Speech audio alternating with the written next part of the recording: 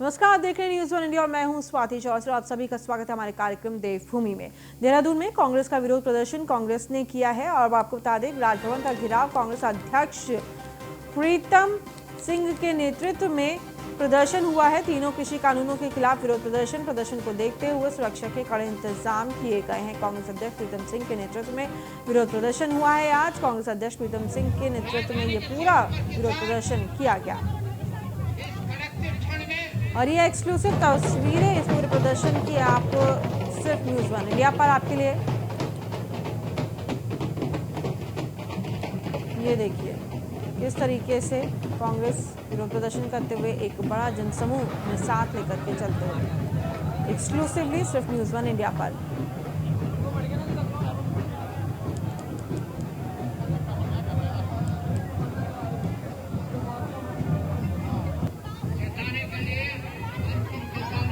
और तीनों कृषि कानूनों के खिलाफ कांग्रेस का ये विरोध प्रदर्शन आप देख रहे हैं। तीनों के तीनों कानूनों को काला कानून करार दिया है और उनके खिलाफ ये प्रदर्शन।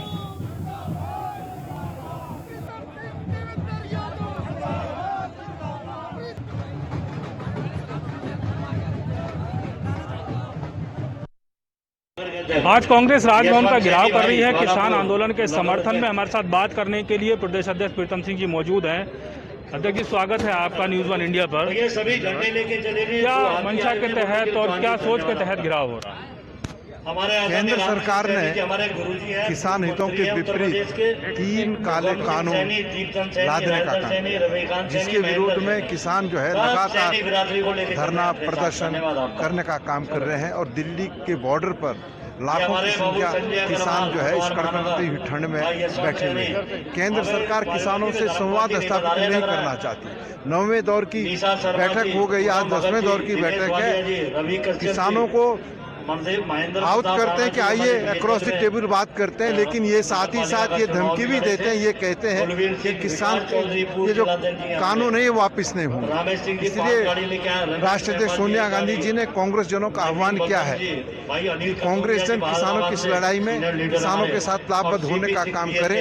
और आज 15 जनवरी को जो है पूरे देश के अंदर कांग्रेस जन जो है राज्यपाल आवास घेराव करने का काम कर रहे हैं। उसी कड़ी में उत्तराखंड राज्य में भी इस घेराव करने का काम कांग्रेस कर रही है। परसों सुप्रीम कोर्ट ने कमेटी बना दी है 4 सदस्यों की कि भाई इस पर हल निकाला जाए, वार्ता की जाए, तो अब क्या इस तरीके का आंदोलन की जरूरत है? बीजेपी भी इससे सवाल खड़ा कर रही है। नहीं, देखिए, सुप्रीम कोर्ट ने कमेटी का गठन हुआ क्या है और कमेटी से एक सदस्य ने त्याग पत्र भी दे दिया है। किसान कह रहे हैं कि हम कमेटी से संवाद स्थापित नहीं करेंगे। केंद्र सरकार जो तत्काल प्रभाव से तीनों काले कानूनों को वापस लेने का काम करे, लेकिन सरकार नहीं मान रही है। और जब किसान सड़कों पर है तो निश्चित रूप से कांग्रेस उनके साथ खड़ी। लेकिन जो सुप्रीम कोर्ट की कमेटी है उस पर यकीन को नहीं है। मैं वही कह रहा हूँ, सुप्रीम कोर्ट की कमेटी गठित हुई, एक सदस्य ने त्याग पत्र भी दे दिया और किसान जो है समिति से संवाद स्थापित नहीं करना चाहते। और अगर किसान इस कड़कड़ाती हुई ठंड में दिल्ली के बॉर्डर पर जो है संघ करेंगे तो निश्चित रूप से कांग्रेस उनके साथ खड़े होने का काम करेगी। कांग्रेस एकजुट है इस सारी चीज को लेकर के? सवाल बार बार खड़ा होता है। देखिए, निश्चित रूप से सोनिया गांधी और राहुल गांधी जी के नेतृत्व में कांग्रेस एक। ये थे प्रीतम सिंह, प्रदेश अध्यक्ष कांग्रेस के। और कांग्रेस पूरी तरीके से जो किसानों का आंदोलन है, किसान कृषि बिलों को लेकर के, कृषि कानून को लेकर के, उसका समर्थन कर रही है। हमें सहयोगी फैजान के साथ में Fahim, news one India, Dehradun.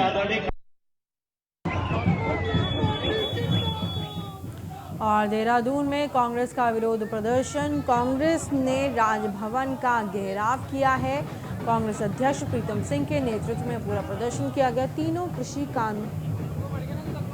कृषि कानूनों के खिलाफ ये विरोध प्रदर्शन।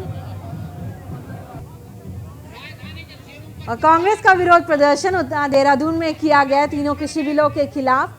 ये प्रदर्शन को करते हुए आप देख सकते हैं कि बड़ी संख्या में लोग वहां पर मौजूद, ये बड़ा समूह वहां पर मौजूद आप देख सकते हैं। प्रीतम सिंह के नेतृत्व में इस पूरे प्रदर्शन का यहाँ पे उनके नेतृत्व में पूरा प्रदर्शन हुआ है। आप देख सकते हैं हाथों में झंडे लेकर के तमाम कांग्रेस कार्यकर्ता आज विरोध प्रदर्शन करते हुए तीनों काले कानूनों के खिलाफ।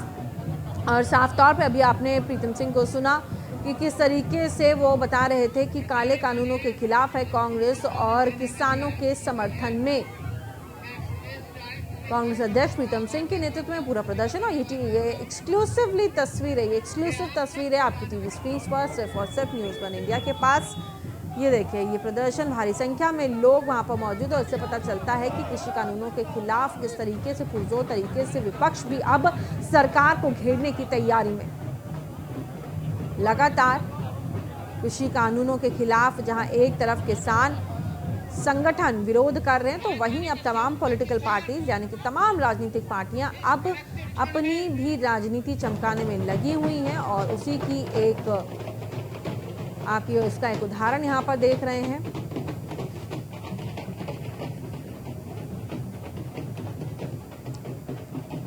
कांग्रेस अध्यक्ष प्रीतम सिंह के नेतृत्व में पूरा प्रदर्शन किया गया आज। अभी आपने देखा कि कैसे हमारे संवाददाता ने वहां पर बात करी प्रीतम सिंह ने। उन्होंने साफ कहा कि कांग्रेस पूरी तरीके से किसानों के साथ है। हमारे रेजिडेंट एडिटर फहीम तन्हा हमारे साथ जुड़ गए हैं। फहीम, आज कांग्रेस ने विरोध प्रदर्शन निकाल करके एक बार फिर से केंद्र सरकार को घेरने की कोशिश की है। फहीम, देखिए, बिल्कुल स्वाति, कांग्रेस किसान आंदोलन के समर्थन में आज राजभवन कूच कर रही है। हालांकि जो अभी ताजा तस्वीर है मैं आपको बता दूं कि राजभवन कूच करते समय रास्ते में बैरिकेडिंग लगा करके हाथी बड़कला क्षेत्र में इनको रोक लिया गया है। यहाँ पर ये कर रहे हैं कांग्रेस की प्रदेश प्रभारी भी मौजूद है, प्रदेश अध्यक्ष है, नेता प्रतिपक्ष है, ये तमाम लोग इसमें शामिल है। और राजभवन से पहले ही उनको रोक लिया गया है। अभी बीच रास्ते में हाथी बड़कला क्षेत्र है, बैरिकेडिंग लगा करके पुलिस ने, और आगे नहीं बढ़ दिया जा रहा है। यहाँ पर ये भी सभा कर रहे हैं। जी फहीम, लेकिन देखिए, साफ कर दिया है कांग्रेस ने कि वो पूरी तरीके से इन तीनों के किसान कानूनों के खिलाफ है और किसानों के साथ है। सरकार से वो भी यही चाहते हैं कि सरकार ये तीनों कानून वापस ले और किसानों की बात सुने।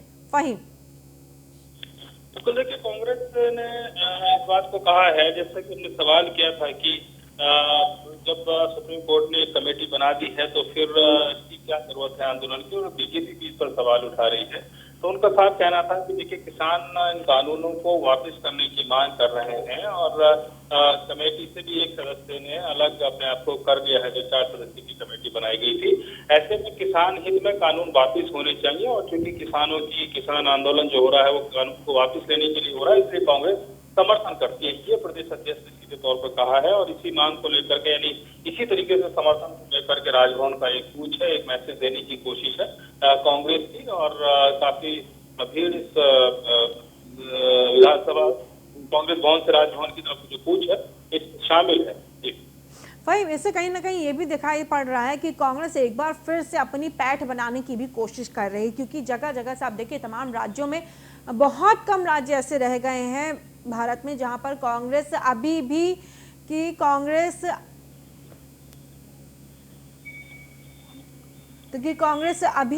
कई जगहों पर कांग्रेस का सुपड़ा साफ होकर। ऐसे में अब देखिए, उत्तराखंड में मौका मिला है तो कांग्रेस भी लगातार बनी हुई है अपनी मौजूदगी दर्ज कराने में। फहीम, इस सवाल का जवाब मैं आपसे लूंगी, लेकिन फिलहाल मैं चलती हूँ डॉक्टर देवेंद्र भसीन के पास। प्रदेश मीडिया प्रभारी बीजेपी हमारे साथ जुड़ गए हैं।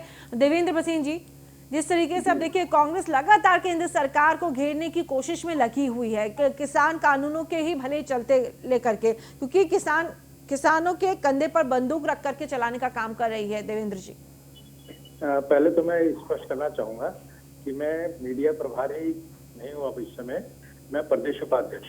जी जी जी, ठीक है सर। अब आगे जहाँ तक आपने जो प्रश्न किया है, कांग्रेस जो है इसमें बुरी तरह से बौखलाई हुई है, और किसानों के मामले में जब माननीय उच्चतम न्यायालय ने अपना एक निर्णय दिया है, कानूनों को लागू करने से रोक दिया है, साथ ही एक कमेटी बना दी गई है, तो ऐसे में इनके द्वारा जो ये प्रदर्शन राजभवन पर किया जा रहा है, ये अपने आप में औचित्यहीन।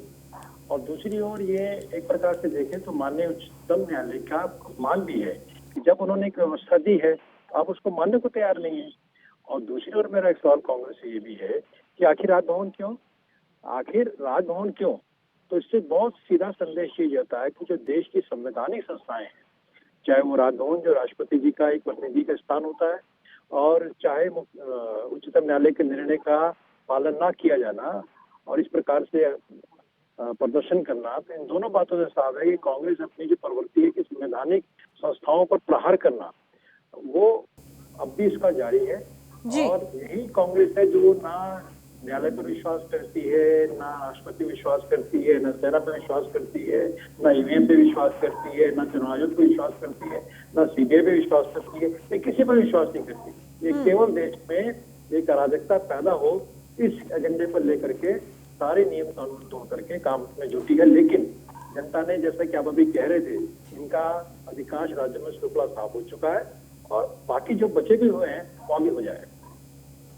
जी, जिस तरीके से आपने तमाम बातें रखी देवेंद्र जी, इससे साफ होता है कि कहीं ना कहीं कांग्रेस आप लोगों के जिस तरीके से अपनी जो पैठ बनाने की कोशिश कर रही है, क्योंकि तमाम जगहों पर देखा गया कांग्रेस धीरे धीरे से साफ होती हुई नजर आ रही है और अब कृषि कानूनों को लेकर के कांग्रेस एक बार फिर से अपनी राजनीति चमकाने की कोशिश करे। देवेंद्र जी देखिए, सबसे हैरानी की बात यह है कि यही कांग्रेस है जिसने पिछले लोकसभा चुनाव में अपने घोषणा पत्र में वादा किया था कि अगर वो सत्ता में आएंगे तो वो कृषि कानून इस प्रकार के लाएंगे, जी। लेकिन जनता ने उनको नहीं चुना।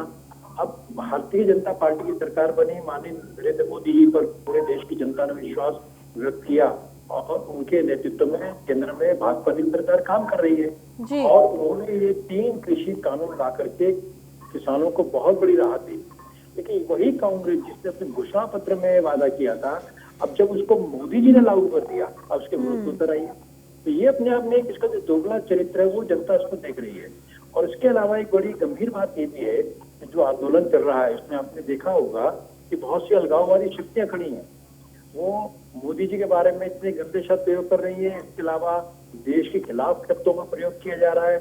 इस प्रकार से अन्य अलगाववादी ताकतें वहां पर काम करती दिखाई देती हैं और कांग्रेस हाथ खड़ी है उनके। तो कांग्रेस आखिर चाहती क्या है?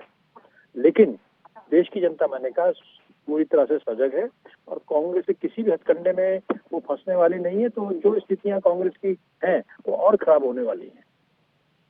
देवेंद्र, जिस तरीके से आप ये तमाम बातें कह रहे हैं कि और क्या लगता है सर, अब कांग्रेस का एकाएक इस तरीके से, क्योंकि ये भी कहा जाता है कि कांग्रेस अब बिल्कुल धुलमुल सी होती हुई नजर आ रही है, एकाएक इस तरीके से विरोध प्रदर्शन करके क्या लग रहा है आपको, क्या असर डालने की कोशिश कर रही है कांग्रेस? देवेंद्र जी देखिए, कांग्रेस इसमें बिल्कुल बिखराव की हालत में भी है। अगर आप देखेंगे तो कांग्रेस बिल्कुल टीम के ऊपर बोलते हैं ना, उसे समझ में नहीं आ रहा करना क्या है, हाशिए पे दिखाई दे रही है कांग्रेस। जी बिल्कुल। और दूसरा, केंद्रीय नेतृत्व में सोनिया जी के नेतृत्व को चुनौती मिल चुकी है।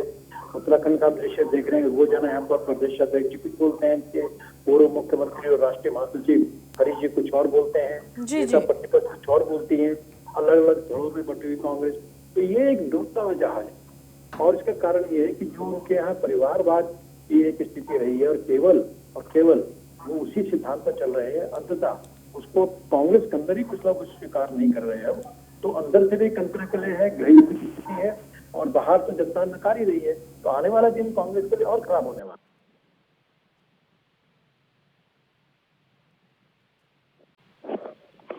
जी, आपका बहुत बहुत धन्यवाद, आप हमारे साथ जुड़े।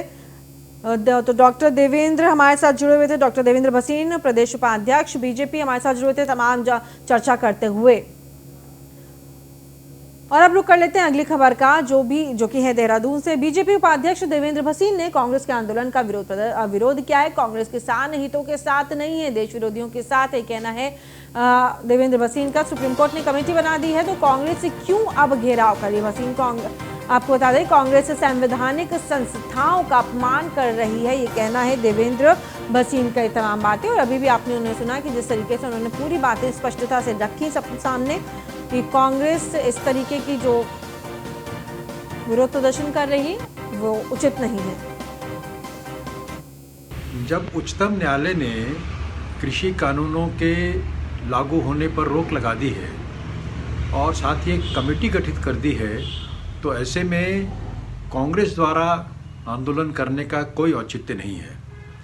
कांग्रेस न्यायालय सहित संवैधानिक संस्थाओं का लगातार अपमान करती रही है और अब भी कर रही है, और राजभवन कूच का जबकि कोई मतलब नहीं बनता, वहाँ पर भी ये अपना प्रदर्शन करके एक संवैधानिक संस्थान पर अपना अपमानजनक व्यवहार दिखा रहे हैं, जो कि निंदनीय है। कांग्रेस की हालत ये है कि वो किसानों के हितों के खिलाफ काम करती रही है और आज भी कर रही है, और जो मोदी जी ने किसानों को राहत दी है उसका वो विरोध कर रही है। और साथ ही इस आंदोलन में जो देश विरोधी ताकतें खड़ी हैं उनके साथ वो कंधे से कंधा मिला करके जो खड़ी है वो भी अपने आप में एक बहुत ही गंभीर मसला है। जब उच्चतम न्यायालय ने और वहीं देवेंद्र कैबिनेट की अहम बैठक आज शाम 6 बजे होनी है। सचिवालय में होगी ये बैठक में करीब 1 दर्जन प्रस्तावों पर मोहर लगनी है। स्वास्थ्य, शिक्षा, सहकारिता के विभाग पर भी मोहर लग सकती। नर्सिंग भर्ती के नियमों में बदलाव का प्रस्ताव आ सकता है। तो आज बैठक होनी है शाम 6 बजे और इन तमाम मुद्दों के ऊपर आज प्रस्तावित हो सकते हैं चीजें और चर्चा हो सकती है। और फहीम तना हमारे रेजिडेंट एडिटर हमारे साथ जुड़ गए हैं। फहीम, आज बैठक होनी है, क्या कयास लगाए जा रहे हैं, क्या कुछ हो सकता है इस बैठक के अंदर और कौन कौन से प्रस्ताव आ सकते हैं? फहीम, देखिए आज कैबिनेट में नर्सिंग भर्ती की जो अभी चल रही प्रक्रिया उसमें संशोधन होना था, प्रस्ताव इसमें शामिल है। इसके अलावा एचआरसी के विद्यालयों महाविद्यालयों को लेकर के एक फैसला होना था, उसका प्रस्ताव शामिल है। इस तरीके से कई विभागों के तकरीबन दर्जन भर मामले हैं जो उनके प्रस्ताव आज बैठक में आ सकते हैं और उन पर फैसला हो सकता है। जी, जिस तमाम जानकारी के लिए फहीम बहुत बहुत धन्यवाद। तो हमारे संवाददाता फहीम हमारे साथ जुड़े हुए थे तमाम जानकारियां साझा करते हुए। और वहीं उत्तराखंड में कोरोना के नए स्ट्रेन की दस्तक आ गई है। मरीज में कोरोना वायरस के नए स्ट्रेन की पुष्टि हुई है। वीरांगना टीलू रौतेली छात्रावास के कोविड केयर सेंटर में मरीज एडमिट हुआ है। आयरलैंड से आया था एमडीडीए केदारपुर कॉलोनी के मरीज के रिश्तेदारों के जाने के बाद परिवार के 6 लोगों में कोरोना के लक्षण पाए गए। जांच में सभी रिपोर्ट पॉजिटिव आने के बाद नए स्ट्रेन की दिल्ली में जांच हुई है। जांच रिपोर्ट में 44 साल एक शख्स में कोरोना का नया स्ट्रेन मिला। 44 साल की उम्र का ये शख्स है और उसमें नया स्ट्रेन मिला। निगरानी में रखा जा रहा है ये मरीज।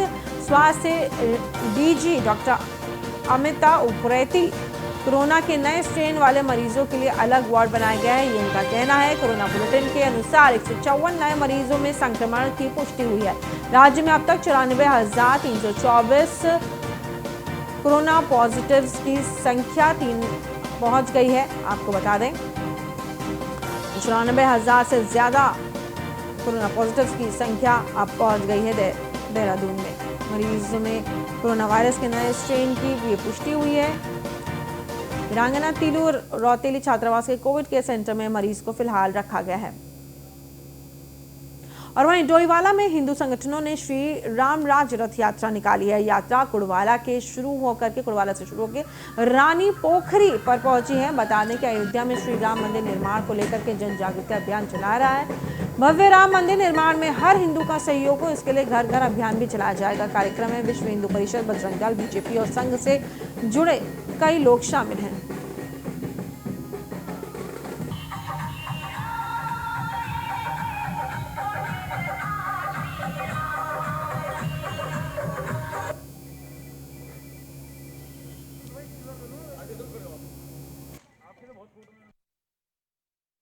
जागरण अभियान यहाँ पर चलाया जा रहा है।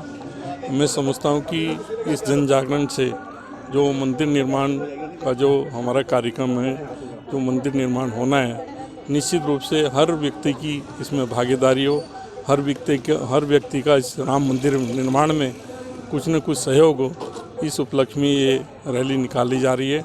मैं जो आयोजक करता है मैं उनको बहुत बहुत बधाई देता हूँ, धन्यवाद। भारतवर्ष के करोड़ों करोड़ों राम भक्तों की भावना के अनुरूप श्री राम जन्मभूमि श्री राम मंदिर समर्पण अभियान ये पूरे देश में चल रहा है। पूरे देश में ही नहीं अपितु पूरे विश्व में चल रहा है। और भगवान राम पर आस्था रखने वाले करोड़ों राम भक्तों का जो सपना था वो इस देश के यशस्वी प्रधानमंत्री माननीय मोदी जी के नेतृत्व में जो श्री राम मंदिर निर्माण का जो कार्य प्रारंभ हुआ, उससे सभी राम भक्तों का जो सपना था वो पूरा हुआ। और वहीं ऋषिकेश में पशुपालन विभाग प्रशिक्षण केंद्र में कार्यक्रम का आयोजन किया गया। कार्यक्रम में मंत्री रेखा आर्या मुख्य अतिथि के तौर पर मौजूद रहे। इस मौके पर उन्होंने भेड़ पालकों को प्रोत्साहित किया। इस दौरान रेखा आर्या ने भेड़ पालकों को सरकारी योजनाओं की जानकारी दी। वहीं भेड़ पालकों का कहना है कि सरकार का उनकी तरफ ध्यान नहीं है, भेड़ों का बीमा भी नहीं किया जा रहा है, फिर सरकारी योजनाओं का लाभ कैसे मिलेगा।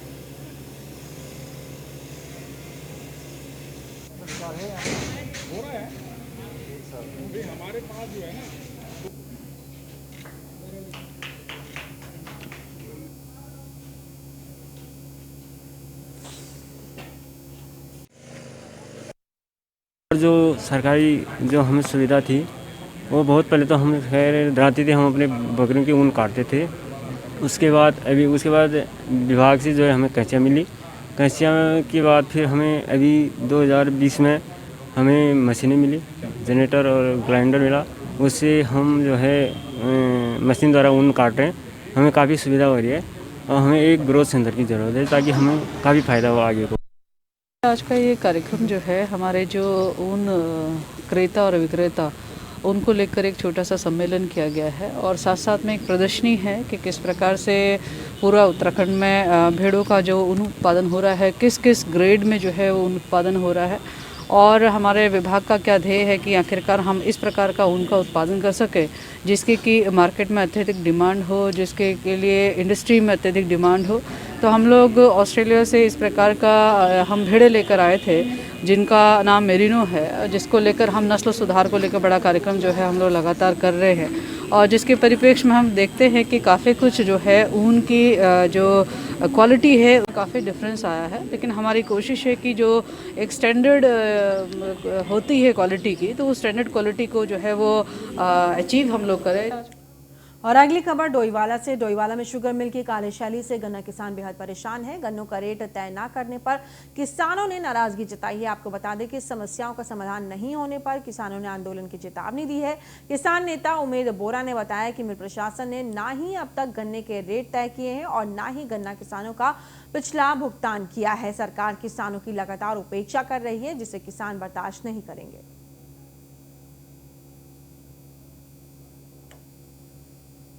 मूल्य गन्ना किसानों का घोषित नहीं किया उत्तराखंड सरकार ने और दूसरा जो है हमारा 1.5 माह से हमारी फैक्ट्री चल रही है लेकिन हमारा गन्ना का भुगतान नहीं हुआ है। जबकि 15 दिन का नियम है कि 15 दिन में अगर भुगतान नहीं होता तो उसके बाद नए ब्याज सरकार देगी। ये हमारे साथ सरासर ठगी है क्योंकि हमारी जो पर्चियाँ हैं गन्ना जो किसान ला रहा है उसकी पर्ची पर भी मूल्य अंकित नहीं किया जा रहा है और यहाँ पर जो 8100 बोरी बन चुकी है जबकि 25 करोड़ का माल इनके पास तैयार है लेकिन किसान के पास 1 भी रुपया नहीं पहुँचा। साथ ही हम लोग जो दिल्ली में हमारे किसान भाई बैठे हैं उनके भी समर्थन में, जो 3 काले कानून के लिए बैठे हैं उनका भी समर्थन करते हैं। जो गेट का किसान है इसका शुरू से ही उत्पीड़न होता आया है। जब से ये फैक्ट्री डोईवाला में चल रही है, गेट के किसान को जब शुरू के 3 या 4 दिन फैक्ट्री सुचारू ढंग से बाहर सेंटर इसके नहीं लग पाते हैं, जब तक ये पर्ची देते हैं गन्ना सप्लाई करने के लिए, उसके बाद गेट की खरीद बिल्कुल जीरो कर देते हैं। उसका सबसे बड़ा जो नुकसान किसान को है, एक तो यहाँ हमारे क्षेत्र में छोटा किसान है, वो अपनी समय पे ज़मीन खाली नहीं करके आगे गेहूं की जो बुआई उसने करनी है, हमारे यहाँ छोटा किसान है अधिकतर, वो गन्ने को खाली करके अपने खाने लायक गेहूं को उसी ज़मीन में से पैदा करता है। एक तो वो नहीं हो पा रही है और जो इसका जो मेरे संज्ञान में जो आया है, जो मैंने इसकी अपने स्तर से जाँच की है, वो ये है कि सेंटरों पर बहुत तकड़ा एक इसका जो है काला बाजारी गन्ने की जा रही है। जो गेट का और इस बुलेटिन में फिलहाल इतना ही। आप देखते रहिए न्यूज़ 1 इंडिया।